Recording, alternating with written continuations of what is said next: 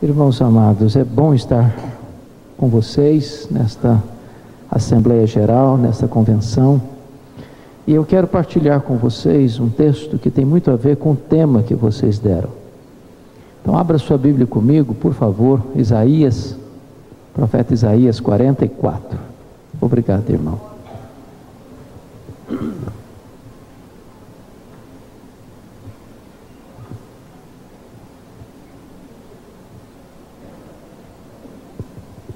Profeta Isaías, capítulo 44. Nós vamos ler os versos 3, 4 e 5.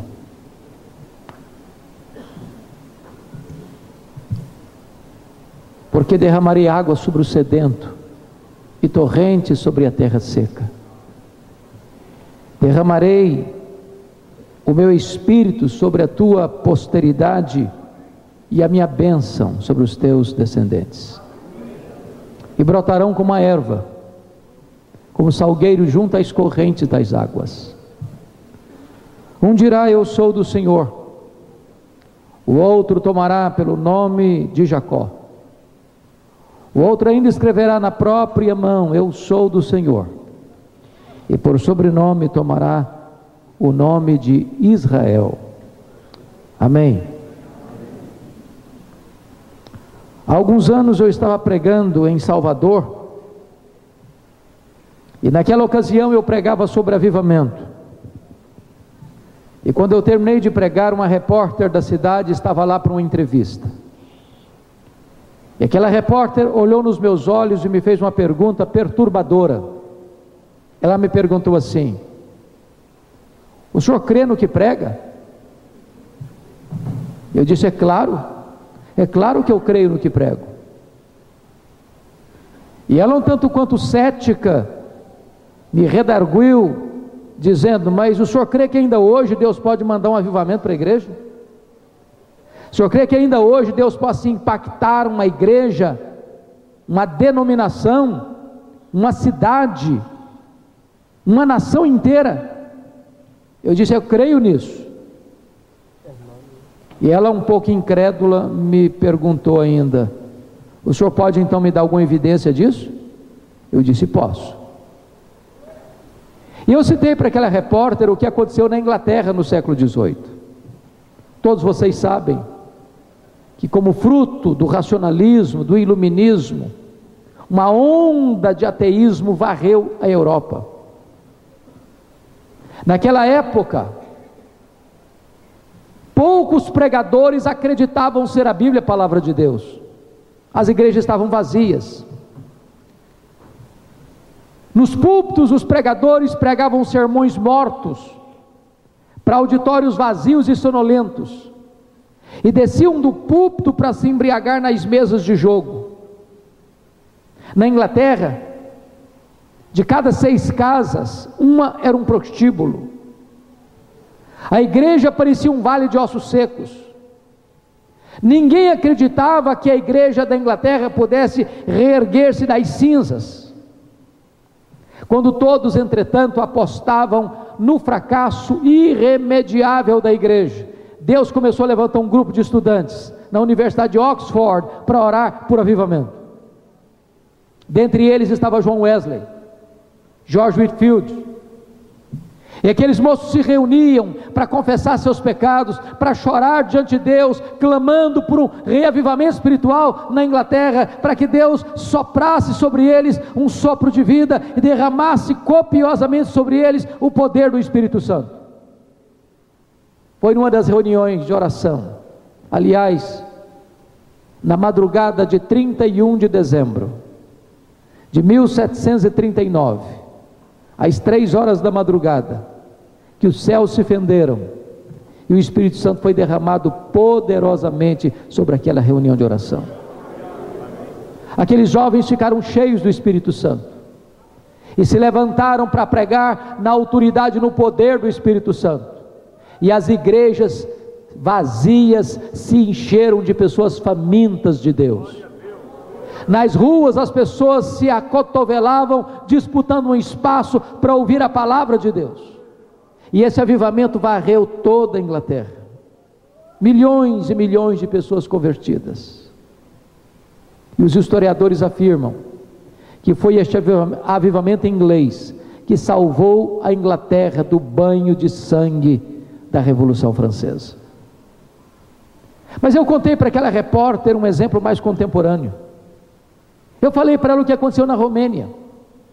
Todos vocês certamente acompanharam como a Romênia viveu longos anos debaixo de um governo truculento, carrasco, perverso, de um ditador cruel chamado Ceausescu.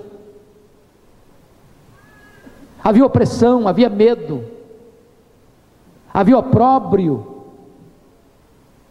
O que talvez alguns aqui não se lembrem é que Deus libertou a Romênia em apenas 10 dias. O que talvez alguns não se lembrem aqui nesta noite é que Deus usou uma igreja de apenas 80 membros para desencadear esse processo. Tudo começou no dia 15 de dezembro de 1989, quando a polícia de Ceausescu cercou a casa do pastor Toderic, na cidade de Timișoara, para expulsá-lo da cidade. Naquele momento, os 80 membros da igreja fizeram um cordão de isolamento ao redor da casa do pastor e impediram que a polícia o expulsasse. A polícia foi buscar reforços e os crentes da cidade se uniram. À boca da noite, um jovem batista comprou velas e as distribuiu para os crentes ao redor da casa. Quando a polícia chegou, com seus fuzis e metralhadoras, começou a atirar impiedosamente nos crentes. Deram um tiro na perna desse moço batista, correram com ele para o hospital, para amputar-lhe a perna, para salvar-lhe a vida. Quando ele estava gemendo de dor no seu leito, alguém se aproxima e pergunta: jovem, você está arrependido? Ele disse: não, eu perdi uma perna, mas eu acendi a primeira vela. Naquela mesma noite, uma jovem pentecostal saiu gritando a plenos pulmões pelas ruas de Timișoara: Deus existe, Deus existe, Deus existe, liberdade, liberdade, liberdade. Aquele grito encontrou ouvidos em toda a nação. 10 dias depois, havia 100.000 pessoas na capital da Romênia, 25 de dezembro de 1989, noite de Natal, mais de 100.000 pessoas na capital da Romênia, sob a liderança dos pastores, gritando a plenos pulmões: Deus existe, Deus existe, Deus existe, liberdade, liberdade, liberdade. Naquela noite Ceausescu caiu, e a Romênia ficou livre para que o evangelho possa prosperar naquela nação. Eu quero dizer para você nesta noite, que eu creio firmemente na possibilidade de um poderoso derramamento do Espírito Santo em nossos dias, em nossa nação. Esse texto nos fala sobre isso, e eu quero partilhar 4 verdades nesse texto com você. Primeira verdade: o derramamento do Espírito, o avivamento espiritual, é uma promessa de Deus. Segundo lugar, o avivamento, o derramamento do Espírito é uma necessidade da igreja. Terceiro, o avivamento, o derramamento do Espírito deve ser buscado intensamente pela igreja. Quarto, o avivamento, o derramamento do Espírito traz resultados extraordinários para a igreja. Com a sua Bíblia aberta comigo no texto, nós vamos ver essas 4 verdades. Primeiro, o avivamento é uma promessa de Deus. Confira o verso 3 comigo: porque derramarei água sobre o sedento, torrentes sobre a terra seca, derramarei o meu espírito sobre a tua posteridade e a minha bênção sobre os teus descendentes. Notem vocês que quem está prometendo não é um homem, quem está prometendo não é uma igreja, quem está prometendo não é um concílio eclesiástico, quem está prometendo não é uma assembleia geral de uma denominação, quem está prometendo é o Deus Todo-Poderoso, é o Deus que não pode mentir, é o Deus que fala e cumpre o que diz, é o Deus que faz e ninguém pode impedir a sua mão de fazê-lo.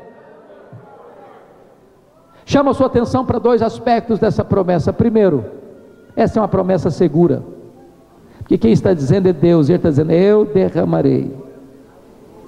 Irmãos, na verdade, ninguém pode deter a mão do Deus Todo-Poderoso, ninguém. Quando o Sinédrio judaico tentou impedir o crescimento da igreja apostólica, começou a ameaçar os apóstolos, prendendo os apóstolos, açoitando os apóstolos. Mas quanto mais se perseguia, quanto mais se intimidava, quanto mais aflição chegava, mais a igreja crescia. Os imperadores romanos queimavam os crentes em praça pública, jogavam os crentes nas arenas, enrolados em peles de animais, para os cães morderem, para os touros pisarem, para os leões esfaimados devorarem. Mas quanto mais sangue era derramado, mais a igreja crescia. Conforme o hino de um dos grandes mourões dessa denominação, é obra santa, ninguém detém. Na Inglaterra, depois da morte precoce de Eduardo VI, em 1547, assume o governo da Inglaterra Maria Tudor. Maria Tudor era uma perseguidora implacável do protestantismo. Parecia que a reforma ia estabelecer na Inglaterra. Eduardo VI começa a governar com 10 anos de idade. E os líderes do protestantismo na Inglaterra, Ridley, Latimer, Cranmer, vizinha. No domingo ele foi à igreja. Enquanto o pregador pregava, aquele menino sentia fortemente no coração o desejo de voltar para sua cidadezinha, cidade de Lagoa, para começar uma reunião de oração na segunda-feira. Neófito, novato na fé, inexperiente, não sabendo discernir direito as coisas, como Samuel não sabia discernir ainda a voz de Deus, foi procurar o seu Eli, foi procurar o pastor e disse: eu senti uma vontade muito grande de começar uma reunião de oração amanhã na minha igreja, eu não sei se isso é voz de Deus, se isso é voz do diabo, eu estou confuso. O pastor disse para ele: meu filho, se é para orar, pode voltar, é Deus falando com você, o diabo não manda ninguém orar, não pode faltar, que é Deus falando com você. E ele voltou, reuniu a moçada da igreja na segunda-feira. Quando Deus visita o seu povo, irmãos, ninguém fica preocupado com o relógio. A reunião foi de 7 da noite a 10:30 da noite. Na terça-feira a igreja estava em peso. Na quarta-feira uma multidão. Para encurtar a conversa, no sábado o comércio da cidadezinha fechou. Ninguém queria saber de outra coisa a não ser buscar a Deus. 6 meses, mais de 100 mil pessoas convertidas no país de Gales. Os estádios de futebol que estavam lotados ficaram vazios e as igrejas cheias. Os juízes presenteavam uns aos outros com luvas brancas, porque não tinha crime para julgar. Os bares, os prostíbulos fecharam as portas, porque o povo queria buscar Deus. Este avivamento varreu todo o país de Gales, entrou nas universidades americanas, chegou em Xangai, na China, e também na Coreia. Irmãos queridos, se nós quisermos ver as torrentes de Deus sendo derramadas sobre a terra seca, a igreja precisa orar.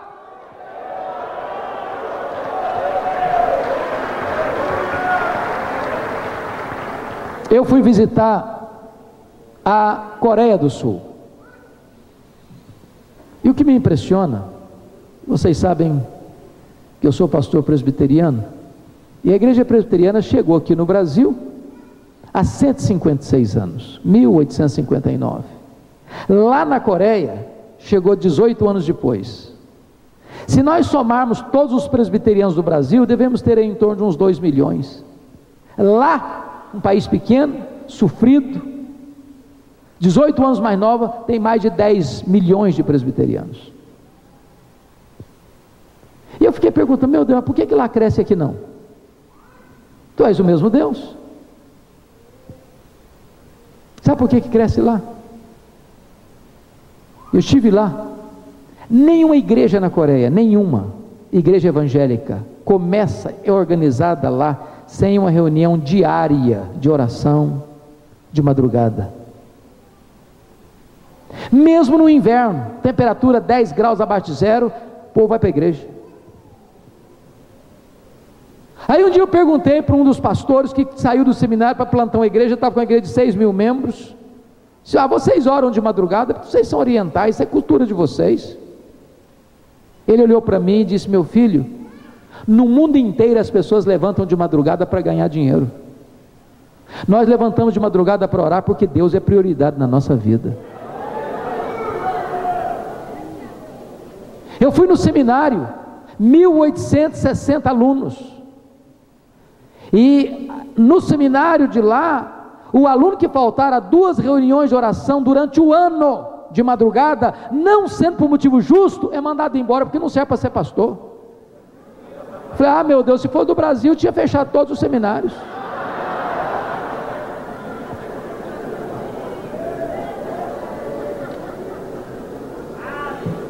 Eu fui à igreja metodista, a maior igreja metodista do mundo. Naquela época tinha 82 mil membros. O pastor que plantou a igreja ainda era o pastor da igreja. E eu perguntei: qual o segredo do crescimento dessa igreja? Ele me disse: oração, oração, oração. Ele me disse: no sábado de manhã eu vou para a montanha de oração, ali eu passo na presença de Deus o sábado inteiro, a noite inteira. Eu venho direto da montanha de oração para o púlpito. Quando eu subo para o púlpito para pregar, meu sermão é o mesmo, mas quando eu prego, os corações se derretem, porque eu entendo que não é por força, não é por poder, não é pela minha eloquência, é pelo poder do Espírito Santo de Deus. Querido irmão, não há poder sem oração. Não há poder sem oração. Quando o homem trabalha, mas quando o homem ora, Deus trabalha.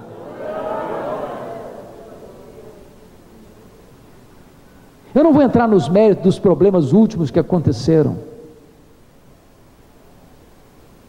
mas na igreja do pastor Po Yang-Shu, quando nós visitamos,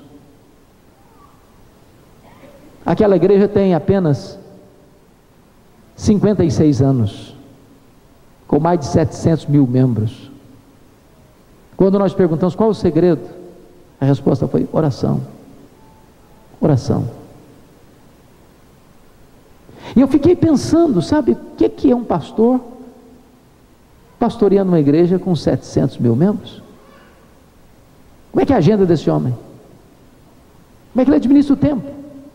Eu fiquei chocado quando eu escutei dele a seguinte expressão: eu gasto 30% do meu tempo para administrar a igreja e gasto 70% do meu tempo orando e me preparando para pregar. Comecei a entender que Deus é prioridade. Um dia o telefone do escritório dele tocou, a secretária atendeu, era o presidente da Coreia.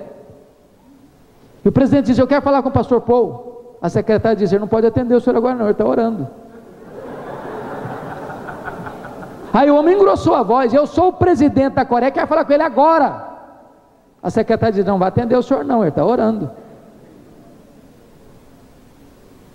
Mais tarde o presidente ligou muito bravo para o pastor.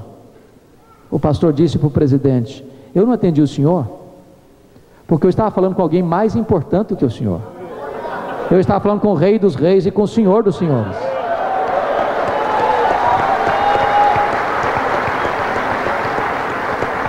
Nós vamos experimentar avivamento, irmãos, quando nós tivermos sede de Deus. Sede de Deus. É preciso haver um reavivamento de oração nas igrejas. Eu posso lhes dizer uma coisa, irmãos: nós amamos o passado, nós estamos plantados no passado, mas nós não vivemos do passado, nós não moramos na saudade. Os nossos irmãos antepassados tiveram a sua experiência com Deus, nós precisamos ter a nossa. E eu quero crer que Deus pode fazer que os melhores dias do passado sejam medidas mínimas do que Deus vai fazer conosco daqui para frente.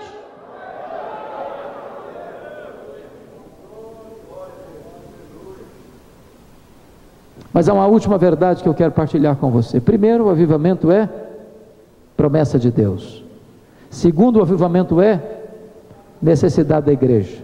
Terceiro, o avivamento deve ser buscado intensamente pela igreja. Último lugar, quarto lugar, o avivamento traz resultados extraordinários para a igreja.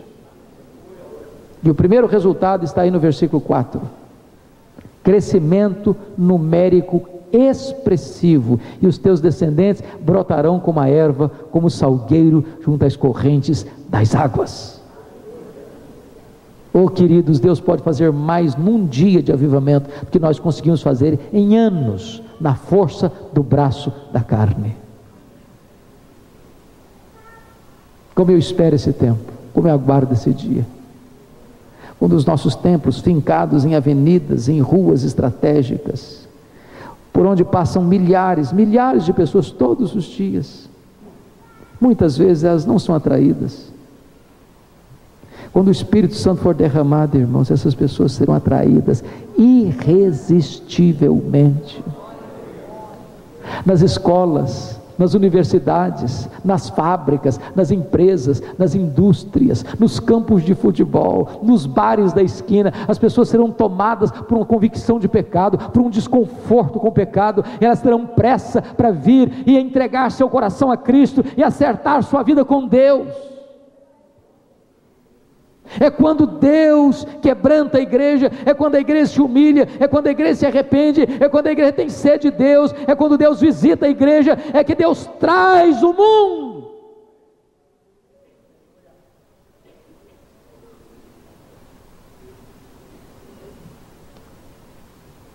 Em tempos de avivamento, as igrejas floresceram, se reergueram das cinzas, ficaram lotadas, multidões famintas, as paredes não comportavam mais, precisavam ir para as ruas, para as praças. Eu não sei quantos de vocês conhecem o pastor Ronaldo Lidório, é um grande colega, um grande amigo. O pastor Ronaldo foi para Gana, na África, país africano, para plantar uma igreja entre os concombas, um povo animista, nunca antes tocado pelo Evangelho, um povo ágrafe. Depois de muita pesquisa e de muita peregrinação por matas, pântanos e alagadiços, ele localiza esse povo no mapa, e passa lá 3 meses, orando e jejuando, pedindo a Deus uma estratégia para alcançar aquele povo. Depois de 3 meses, Deus faz o primeiro milagre entre os concombas. O povo não aprende o nome dele. Ronaldo era uma pronúncia muito complicada para eles. Aí trocaram o nome dele para Umborbe. E Umborbe significa o homem que diz que existe um Deus. Quando eu chegava numa aldeia, alguém perguntava: qual é o seu nome? Ele respondia: eu sou o homem que diz que existe um Deus. Eu sou Umborbe. Isso provocava uma segunda pergunta: quem é o seu Deus? E ele dizia para o povo: ajunte o povo da sua aldeia, que eu lhes contarei quem é o meu Deus. Não tinha melhor exórdio de sermão, não tinha melhor introdução de sermão do que o nome dele. Foi dessa maneira que uma mulher de uma aldeia vizinha fez uma viagem a pé de 3 dias, com a sua filha à beira da morte, enrolada num lençol, com a pele necrosada, com ferida da cabeça aos pés. E ela chega onde estava o Ronaldo e perguntou assim: o senhor é o homem que diz que existe um Deus? O Ronaldo disse: sou eu mesmo.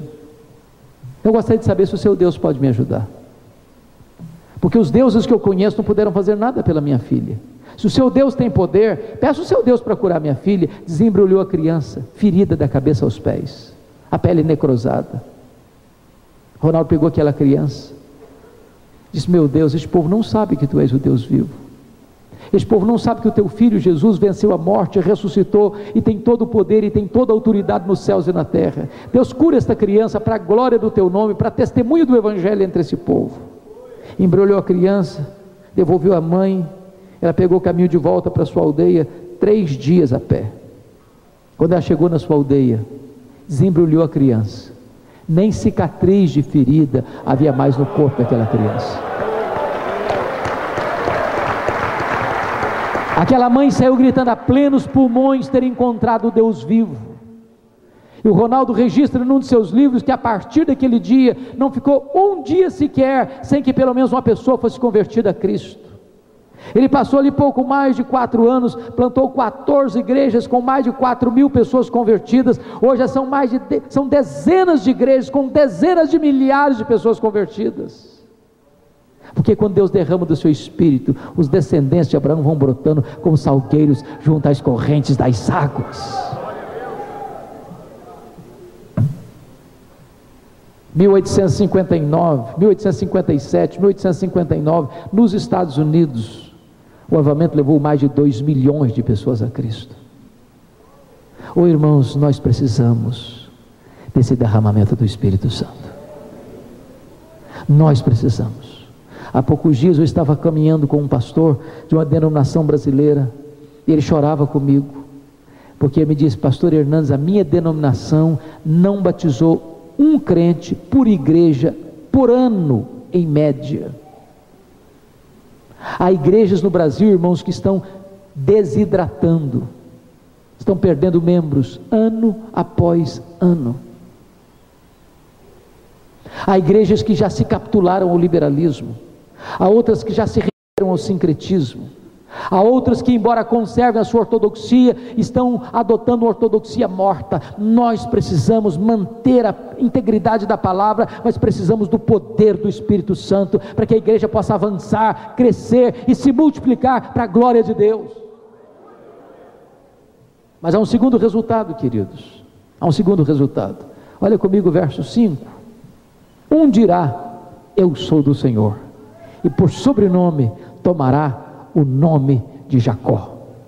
Significa que quando Deus derrama do seu Espírito, não apenas a igreja cresce numericamente, mas todos os crentes se levantam para anunciar o Evangelho, para dizer: eu sou do Senhor. Irmãos, hoje, segundo o Instituto Moody, apenas 5% dos crentes já tiveram a experiência de levar alguém a Cristo. Em épocas de avivamento, as crianças se levantam, os juniores se levantam, os adolescentes se levantam, os jovens se levantam, os homens se levantam, as mulheres se levantam, os seminaristas se levantam, os pastores se levantam, os missionários se levantam, e todos dizem: eu sou do Senhor, eu sou do Senhor, eu sou do Senhor, eu sou do Senhor. Imagine os irmãos, se esse exército de homens e mulheres aqui, cada um na força e no poder do Espírito, nas ruas, nas universidades, nos hospitais, nas escolas, nas indústrias, nas fábricas, por todo canto, por todo lado, sairmos dizendo: eu sou do Senhor, eu sou do Senhor, eu sou do Senhor, eu sou do Senhor, eu sou do Senhor. A mensagem seria na velocidade de um rastilho de pólvora, e esta nação seria impactada pelo Evangelho. Talvez você argumente: mas eu não conheço tanta teologia, eu vim aqui nessa conferência, mas na verdade eu não sou pastor ainda, eu nem sei falar direito. Deixa eu dizer uma coisa para você hoje: você sabe tudo quanto é necessário para uma pessoa ser salva. Se você não sabe nada ou quase nada, talvez você possa dizer uma coisa: eu só sei de uma coisa, é que eu era cego e agora eu vejo. Deixa eu dizer uma coisa para você: não é o seu conhecimento teológico, não é a sua eloquência, nem a sua metodologia que tem poder para levar alguém a Cristo. É o Evangelho de Cristo. Ele é o poder de Deus. Abra sua boca, abra sua boca, abra sua boca. Eu fui criado na roça, fui calçar meu primeiro par de sapatos com 8 anos de idade.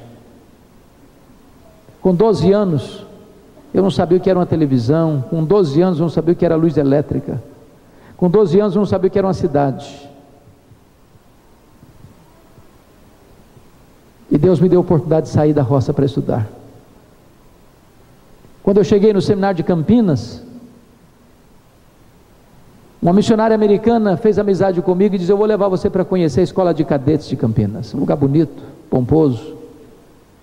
E eu cheguei lá no primeiro ano, coração queimando, vontade de falar de Cristo até para os postes da rua. Primeiro cara que eu vi na minha frente, um cadete, claro, metralhadora na mão, seu posto de guarda, seu nome bordado na lapela da sua farda: João Miguel Corpas. E eu me aproximei do João Miguel Corpas e perguntei assim: e aí, João Miguel, você conhece a Jesus, o Filho de Deus? Esse cara faltou pouco me bater. Ele era ateu, eu não sabia. Ele blasfemou muito, ele falou muito impropério. Dizia: eu não quero ouvir essa tolice, eu não acredito nessa bobagem, por favor não me incomode. E eu perdi o rumo de casa. Eu fiquei pálido na presença dele.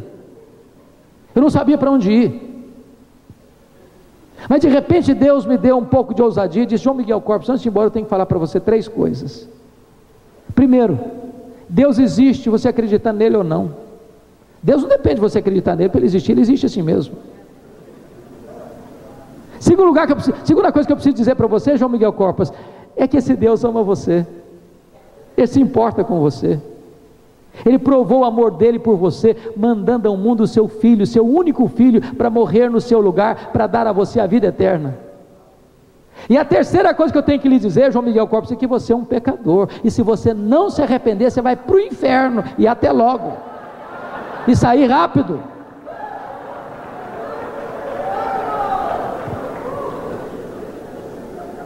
O que eu jamais podia esperar é que no dia seguinte a missionária voltasse ao seminário. E ela voltou lá e disse: Hernandes, você tem que ir na minha casa agora. Eu falei: o que aconteceu? O João Miguel Corpos está lá em casa e quer te ver.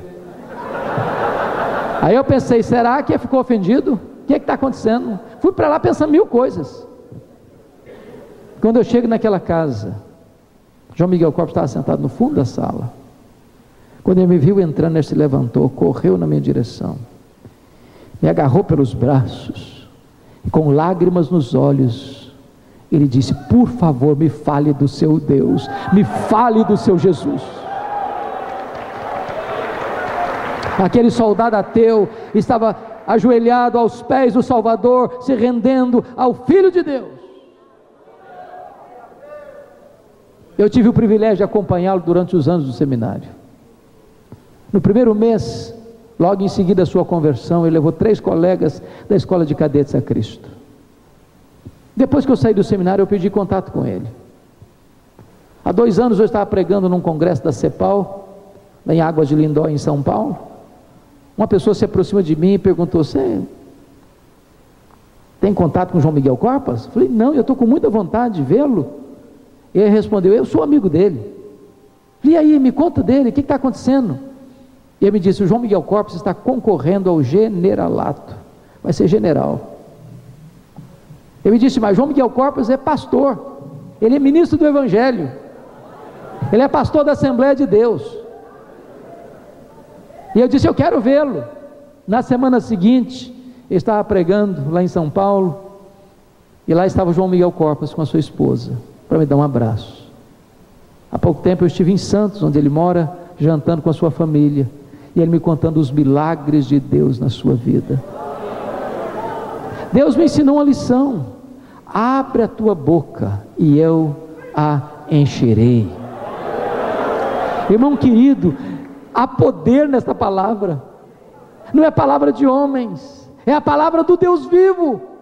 Então abra a sua boca, não tenha medo, não se intimide, porque você, cheio do Espírito Santo, não pode ser um agente secreto de Deus. Você tem que abrir a sua boca e testemunhar que Jesus vive. Mas eu termino aqui dizendo para você que o avivamento traz um último resultado. Não apenas testemunho verbal, mas também testemunho de vida. Porque o outro, diz o texto no verso 5, o outro escreverá na própria mão: eu sou do Senhor, e por sobrenome tomará o nome de Israel. Tem muita gente que diz que é do Senhor. Você fica em dúvida. Quando você vê a vida que leva, como é que trata o marido, como é que trata a esposa, como é que trata os pais, como é que lida com o dinheiro, como é que lida com o sexo, como é que lida com vaidade pessoal, você fica em dúvida. Há um abismo entre o que as pessoas falam e o que elas vivem. Há um abismo entre a teologia e a ética. Há um abismo entre a sua profissão de fé e a sua prática de vida. Mas quando Deus derrama o Espírito Santo, irmãos, não tem mais abismo. O povo pode escrever na própria mão: eu sou do Senhor, eu sou do Senhor, eu sou do Senhor. Quando a vida é o avalista das suas palavras. Eu quero dizer para vocês, amados, que parece que a palavra avivamento hoje é uma das mais desgastadas do vocabulário evangélico brasileiro. Eu tenho plena consciência disso. Tem muita gente que pensa, quando você fala em avivamento, você está falando em esquisitice. Tem muita gente que pensa que quando você fala, está falando de importar as últimas novidades do mercado da fé.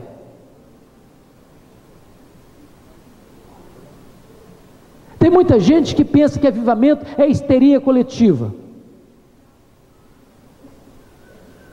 Eu quero dizer para você que eu creio firmemente numa obra genuína do Espírito Santo, que não precisa ser fabricada no laboratório do enganoso coração do homem, que não precisa ser produzida na terra.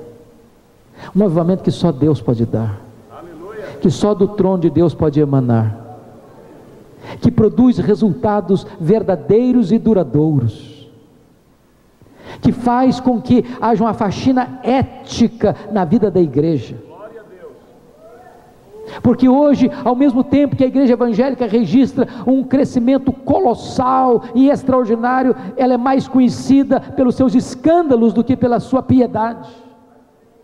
Nós precisamos de um avivamento que traga transformação do caráter, que traga transformação da vida, que traga transformação da família, que traga transformação dos relacionamentos, que traga santidade de vida, que traga piedade, vida plena, vida cheia do Espírito Santo, vida de oração, vida de trabalho, vida de engajamento, vida de amor aos perdidos, vida que muda a igreja e impacta o mundo.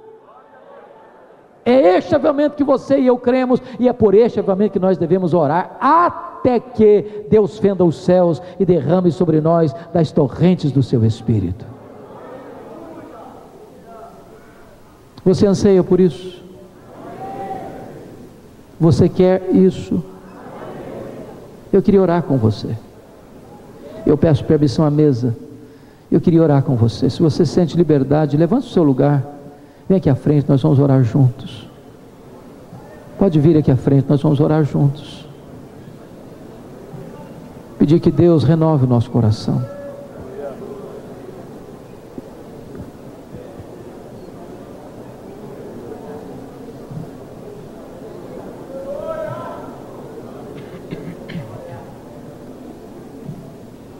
Deus está neste lugar.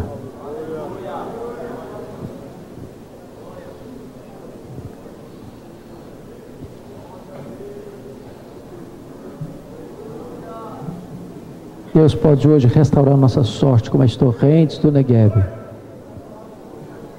Deus pode fazer o deserto florescer. Deus pode fazer arrebentar fontes no ermo. Deus pode fazer com que as medidas, as coisas maiores e mais esplêndidas do passado sejam medidas mínimas do que Ele vai começar a fazer a partir de hoje. Deus pode derramar novamente o seu Espírito.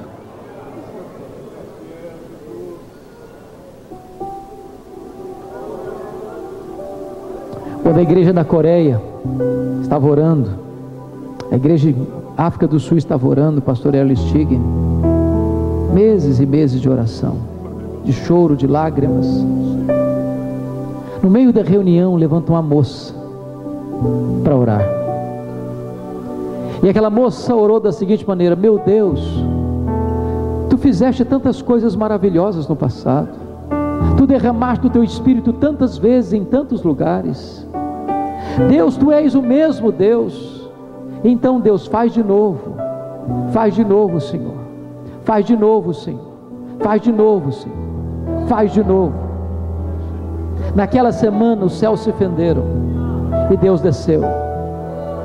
Talvez a sua e a minha oração nesta noite deva ser essa: meu Deus, Tu já derramaste do Teu Espírito tantas vezes, em tantos lugares, de maneira tão maravilhosa. Faz de novo, Senhor, faz de novo, Senhor, faz de novo, Senhor, faz de novo, Senhor.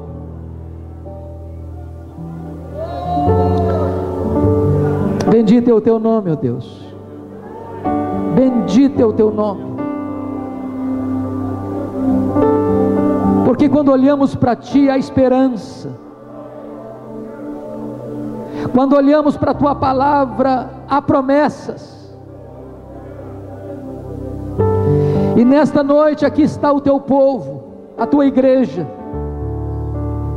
igreja que foi comprada e lavada e remida no sangue do Cordeiro. Volta o Teu rosto para nós, na Tua ira lembra-te da misericórdia e reaviva a Tua igreja. Sopra sobre nós, Deus, o Teu Espírito, remove as cinzas, Senhor, reacende as brasas, ateia um fogo santo sobre nós nesta noite, inflama, aqueça o nosso coração, tira o marasmo, a sequidão, a apatia, a mesmice espiritual, em nome de Jesus. Que ao voltarmos, Deus, para nossa casa, para nossa igreja, para nossa cidade, voltemos na força do Teu poder, que haja um alento novo de vida, que aqueles pecados, Deus, que tem nos assolado, que tem nos castigado, que tem nos humilhado, sejam removidos pelo sangue do Cordeiro,